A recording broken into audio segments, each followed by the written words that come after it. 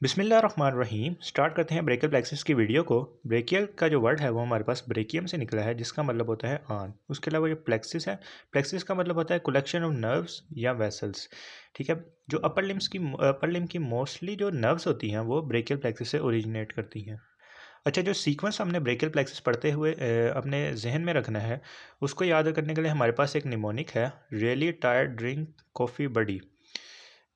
R stand for roots, T stand for trunks, D stand for division, C stand for cords and B stand for branches। अच्छा, अब हम देख लेते हैं roots कौन कौन सी हैं जो हमारे पास ब्रेकियल प्लेक्सिस बना लेती हैं। उसमें हमारे पास होती है anterior primary रेमाई of the spinal nerve C5, C6, C7, C8 and T1। Anterior primary रेमाई of the spinal nerve होती हैं हमारे पास C5 की, C6 की, C7 की, C8 और T1 की। एंटीरियर प्राइमरी रेमाई का क्या मतलब है कि ये एक स्पाइनल नर्व है जो कि आगे पोस्टीरियर और एंटीरियर रेमाई के अंदर रेमस के अंदर डिवाइड होती है। जो एंटीरियर रेमस होता है वो हमारे पास ब्रेकियल प्लेक्सिस की फॉर्मेशन में कॉन्स्टिट्यूट करता है। उसके बाद दो टर्म्स हमारे पास बहुत यूज़ होती हैं। एक हमारे पास होती है प्रीफिक्स प्लेक्सिस और post fix plexus. Prefix plexus का मतलब है कि हमारे पास C5 से नॉर्मली ब्रेकियल प्लेक्सिस शुरू होता है। अगर हमारे पास कंट्रीब्यूशन C4 की बहुत ज़्यादा हो और T2 की एब्सेंट हो तो हम उसे कहेंगे जी प्रीफिक्स प्लेक्सिस। और अगर हमारे पास T2 की कंट्रीब्यूशन लार्जर हो और C4 की एब्सेंट हो और C5 की रिड्यूस करिए तो उसे हम कहेंगे जी पोस्ट फिक्स प्लेक्सिस।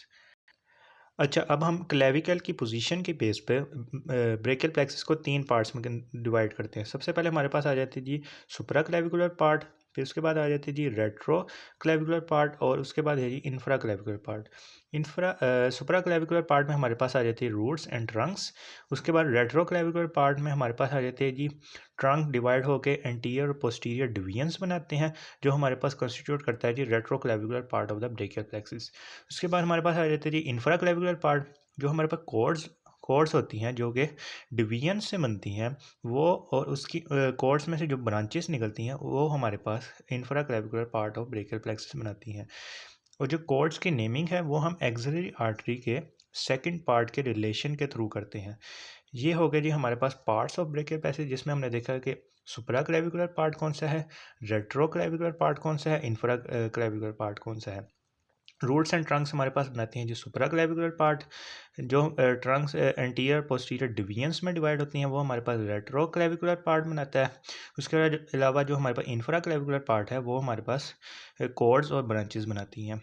और कॉर्ड्स की हम नेमिंग कैसे करते हैं, second part of axillary artery के रिलेशन के थ्रू करते हैं। अच्छा, उस पॉइंट को समझने के लिए हमारे पास ये डायग्राम है कि इसमें हम देख सकते हैं ये जो हमारे पास आर्टरी है इसे हम कहते हैं जी एक्सिलरी आर्टरी, और ये जो इसका पोर्शन है ये है जी second part of the axillary artery.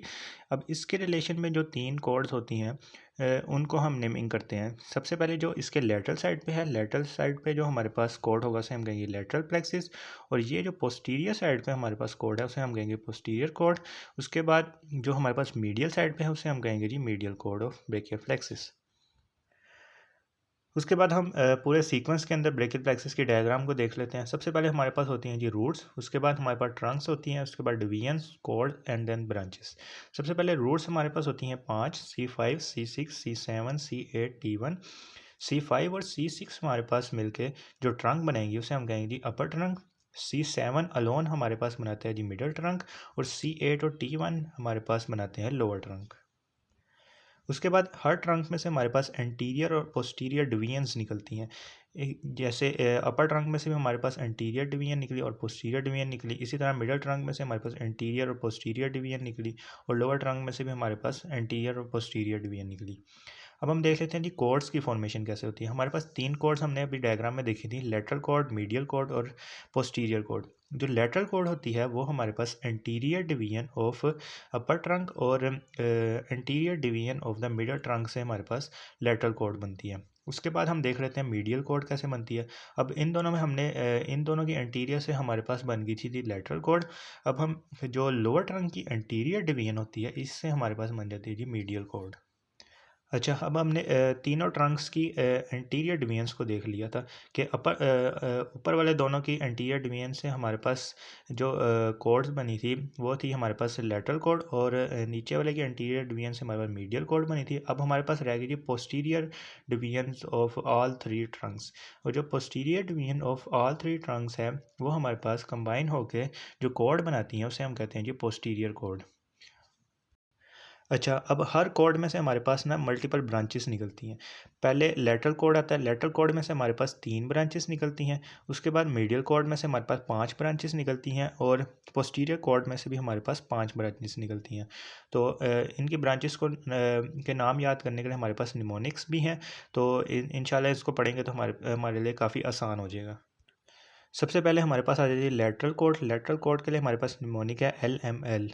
इसमें हमारे पास एक निमोनिक भी है जिसको हम कह सकते हैं लव मी लॉर्ड्स। तो L stand for lateral pectoral nerve, M stand for musculocutaneous nerve, और L stand for the lateral root of the median nerve. उसके बाद मीडियल कॉर्ड। मीडियल कॉर्ड के लिए हमारे पास निमोनिक है M4U। First M stand for medial cutaneous nerve of arm, second M stand for medial cutaneous nerve of four arm, third M stand for medial pectoral nerve, fourth M stand for medial note of the median nerve. उसके बाद U stand for ulnar nerve. उसके बाद हम posterior cord की बात कर लेते हैं। इसके लिए हमारे पास निमोनिक है ultra. U stand for upper subscapular nerve, L stand for lower subscapular nerve, T stand for thoracodorsal nerve, R stand for radial nerve, A stand for axillary nerve. अब इनकी इन सारी जो ब्रांचेस हैं इनकी रूट वैल्यूज़ को देख लेते हैं। जो हमारे पास लेटरल कॉर्ड में से ब्रांचेस निकलती हैं उन सारों की रूट वैल्यू हमारे पास C5, C6 और C7 होती है। उसके बाद जो मीडियल कॉर्ड है उसमें से हमारे पास जो M वाली 4 ब्रांचेस हैं उन सब की सेम होती है C8 और T1। उसके अलावा जो हमारे पास U होता है मीडियल कॉर्ड की आखिरी ब्रांच, उसकी हमारे पास जो रूट वैल्यू है वो C7, C8 और T1 होती है। उसके बाद हम देख लेते हैं कि पोस्टीरियर कॉर्ड की ब्रांचेस की जो रूट वैल्यू है उनको, जो हमारे पास अपर सबस्कैपुलर नर्व और लोअर सबस्कैपुलर नर्व होती है उसकी रूट वैल्यू होती है C5, C6। उसके अलावा जो थ्रैकोडोर्सल नर्व होती है उसमें हमारे पास रूट वैल्यू होती है C6, C7, C8। Radial nerve में हमारे पास all roots of the brachial plexus आ जाती है, यानी C5, C6, C7, C8 और T1। उसके बाद हमारे पास जो आखिरी नर्व है वो है जी एक्सिलरी नर्व, C5 और C6। अच्छा, यहाँ तक तो हमने देख लीजिए कॉर्ड्स की ब्रांचेस कौन सी। अब हमारे पास कुछ ब्रांचेस होती हैं जो रूट्स में से निकल रही होती हैं, और कुछ ब्रांचेस ऐसी हैं जो हमारे पास ट्रंक्स के अंदर से निकल रही होती है। सबसे पहले हम उन ब्रांचेस को देख लेते हैं जो हमारे पास रूट से निकल रही होती हैं। C5 से हमारे पास 2 ब्रांचेस निकलती हैं जिनको हम कहते हैं ब्रांच टू फ्रेनिक, और दूसरी ब्रांच हमारे पास होती है डोर्सल स्कैपुलर नर्व। उसके अलावा जो रूट्स में से हमारे पास ब्रांच निकलती है वो C5, C6, C7 को मिला के हमारे पास एक नर्व निकलती है जिसको हम कहते हैं long thoracic nerve. Long thoracic nerve की क्लिनिकल इंपॉर्टेंस ये है कि ये हमारे पास सेरेटस इंटीरियर मसल को सप्लाई करती है, और अगर इसकी इंजरी हो जाए तो हमारे पास जो डिफॉर्मिटी आती है उसे हम कहते हैं विंगिंग ऑफ स्कैपुला। ये तो होगी जी रूट्स की बात। अब इसमें हमारे पास ट्रंक्स होती हैं। ट्रंक्स में से जो हमारे पास ब्रांचेस निकलती हैं वो अपर ट्रंक में से ही हमारे पास 2 ब्रांचेस निकलती हैं। जो एक ब्रांच है उसे हम कहते हैं सुपरा स्कैपुलर नर्व, और जो दूसरी ब्रांच है उसे हम कहते हैं जी नर्व टू सबक्लेवियस। अब यहाँ पे मैंने एक पॉइंट मार्क किया है, ये जो पॉइंट है यहाँ पे हमारे पास 6 नर्व आपस में मिल रही होती हैं। एक तो होगी C5 और C6, और ट्रंक की 2 ब्रांचेस सुप्रास्कैपुलर नर्व और नर्व टू सबक्लेवियस। उसके अलावा एंटीरियर एंड पोस्टीरियर डिवीजन। तो ये जो पॉइंट है इसको हम कहते हैं जी अप्स पॉइंट। अगर तो हमारे पास upper trunk of brachial plexus की कोई इंजरी हो गई है तो उसकी वजह से जो डिफॉर्मिटी आएगी उसे हम कहेंगे अर्थ पैरालिसिस। अच्छा, ये तो हमने कर ली जी ब्रांचेस की बात। अब जो ब्रांचेस हमारे पास निकली हैं वो कौन कौन से मसल्स को सप्लाई कर रही हैं वो हम देख लेते हैं। ये हमारे पास होती हैं जी लेटरल कॉर्ड की ब्रांचेस, ये हमारे पास मीडियल कॉर्ड की ब्रांचेस, और ये है जी पोस्टीरियर कॉर्ड की ब्रांचेस। सबसे पहले जो होती है हमारे पास वो है जी लेटरल पेक्टोरल नर्व, जो हमारे पास पेक्टोराइज मेजर और पेक्टोराइज माइनर को सप्लाई करेगी। उसके अलावा जो मस्कुलर कुटेनियस नर्व है वो हमारे पास BBC मसल्स को सप्लाई करेगी। BBC stand for bicep brachialis and coracobrachialis. उसके बाद जो हमारे पास नर्व है वो है जी lateral root of the median nerve, जो ज्वाइन करेगी medial root of the median nerve के साथ। उसके बाद जो हमारे पास मीडियल कॉर्ड आता है उसमें पहली ब्रांच है हमारे पास मीडियल पेक्टोरल नर्व, जो पेक्टोराइज मेजर और पेक्टोराइज माइनर मसल को सप्लाई करेगी। उसके बाद हमारे पास जो ब्रांच आती है उसे हम कहते हैं जी medial root of the median nerve. ये जाहिर सी बात है हमारे पास ज्वाइन करेगी lateral root of the median nerve के साथ। उसके बाद जो हमारे पास ब्रांच आती है तो उसे हम कहते हैं जी medial cutaneous nerve of arm, जो कि सेंसरी इम्पल्सिस हमारे जो आर्म की मीडियल साइड है उसको सप्लाई करेगी। उसके बाद हमारे पास है जी medial cutaneous nerve of forearm, जो हमारे पास sensory impulses medial side of forearm को सप्लाई करेगी। उसके बाद हमारे पास है जी अल्नर नर्व, जो 1.5 muscle of front of forearm यानी फ्लेक्सर्स ऑफ फोरआर्म को सप्लाई करेगी। उसके अलावा जो 15 इंट्रिंसिक मसल्स होते हैं पाल्म के, उनको सप्लाई करेगी। उसके बाद हम देख लेते हैं जी पोस्टीरियर कॉर्ड की ब्रांचेस किन किन मसल्स को सप्लाई करेगी। तो सबसे पहले हमारे पास होती है अपर सबस्कैपुलर नर्व, जो हमारे पास सबस्कैपुलरिस मसल को सप्लाई करेगी। लोअर सबस्कैपुलर नर्व हमारे पास टीरीज मेजर को सप्लाई करेगी। उसके बाद ट्रैकोडोर्सल नर्व हमारे पास जो है वो लैटिसिमस डोर्साई को सप्लाई करेगी। उसके बाद हमारे पास जो एक्सिलरी नर्व है वो डेल्टॉइड और टीरीज माइनर को सप्लाई करेगी।